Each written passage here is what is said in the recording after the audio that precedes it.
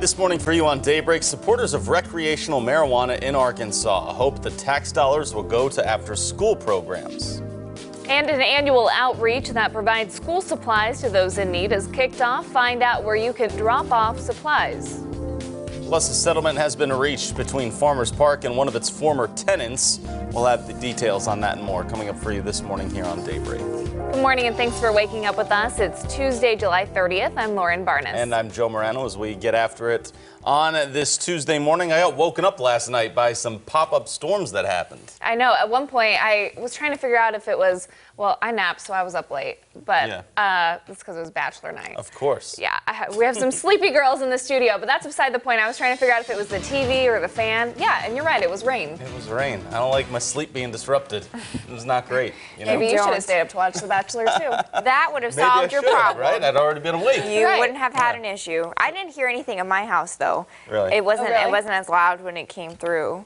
Yeah, I didn't hear it. I was also screaming at my TV watching The Bachelorette, so that also could have been why I didn't hear it. Drowning it out, yeah.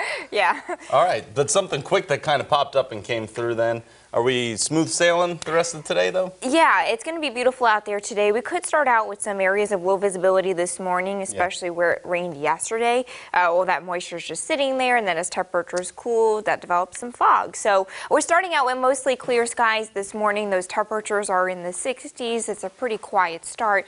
It's 68 degrees in Springfield with some calm winds, and those dew points not bad. They're dropping as a less humid air mass comes in. Things are clear this morning and quiet, much quieter than yesterday. We do have, again, some spots of some patchy visibility here because of some fog development. 5 miles visibility in Springfield, a quarter mile in Fayetteville, so keep that in mind. Temperatures are at 70 in Harrison, 68 in Springfield, and 65 in Rolla. The muggy meter map is getting better. The oppressive fields are to the south. We're starting to bring in a less humid air mass from the north, so it should be a really nice day out there today. Again, some fog possible this morning, otherwise dry roads through the rest of the afternoon. At the pool, mostly sunny skies and nice temperatures in the middle and upper 80s. Still a very high UV index of 10. For the fair today, it should be much nicer than yesterday. We won't have any rain chances, just less humid. That temperature at 87 with mostly sunny skies. We're tracking some healthier storm chances in the 7-day that could pose a flood threat. Details on that coming up in 10 minutes.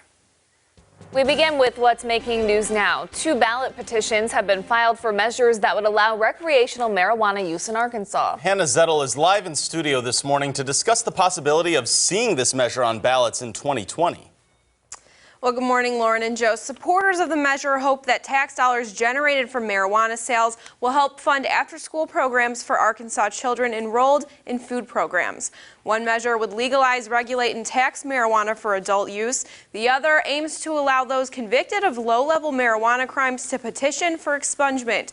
In addition to dispensaries, home cultivation could also be an option. A possible allowance of 6 mature plants and 6 seedlings for adults over 21. Melissa Foltz with the Drug Policy Education Group says, much like some people enjoy making their own alcohol, Arkansans deserve the same right in the case of growing marijuana. But Arkansas Surgeon General Dr. Gregory H. Bledsoe brings an opposite perspective on the issue.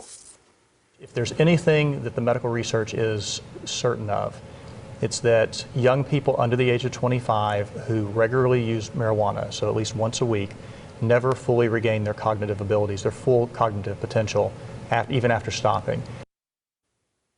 Both of these measures need to gather 90,000 signatures in order to get on the ballot by next year. That'll thank you for that report. Buying school supplies for your kids can be stressful, especially for low-income families. According to a recent survey, 41% of Americans plan on spending up to $500 per child. The most expensive back-to-school shopping items are clothes and shoes, computers, and phones. Stuff the Bus, organized by James River Church, is an annual outreach program that provides school supplies for kids. They'll be in several different locations this week. Sometimes as a parent, when back to school rolls around, you kind of get that pit in your stomach, like, oh man, how am I going to afford all this stuff for my kids, especially if you have more than one kid. And so to help the parents and to be a blessing to the students, we started this program, and it's been widely successful. That was the first location last night, but there are 8 more happening this weekend, Saturday, all across Springfield. You can find that list on our website. To some more local news, the Missouri Job Center and the Taney County Partnership are hosting a multi-industry hiring event to assist Spanish-speaking individuals to help get them jobs. It goes today at 4 till 7 at the Branson Lakes Area Chamber of Commerce. FEMA has approved federal assistance for 68 counties in Missouri, which the flooding and severe storm damage has affected over the last few months. FEMA continues to review the state's July 16th request to expand assistance to individual residents in 25 counties as well. So far, FEMA has approved more than 910 households for individual assistance grants. In some medical coverage, the Missouri Department of Health and Senior Services now requires health providers to report evidence of Legionnaire's disease in 1 day instead of 3. The number of cases of this has increased in Missouri 500% from the year 2000 to 2017. 814 Missourians have contracted it in the last 5 years.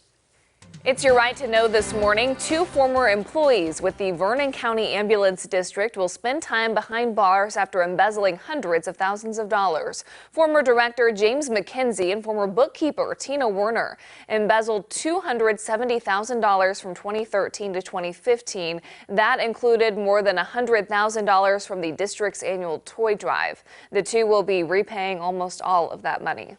A settlement has been reached between Farmers Park and Metropolitan Farmer. The news leader says Farmers Park was awarded over $169,000 in back rent and fees. The restaurant was behind on rent in January of last year and closed down shortly after. The space at Farmers Park is now the home of the restaurant Progress. We are just getting started this morning on Daybreak. Still ahead, the FBI has a woman in custody for stealing millions of identities. Plus, another airline feels the impacts of Boeing's 737 fallout. That's in your Money Watch. Stay with us.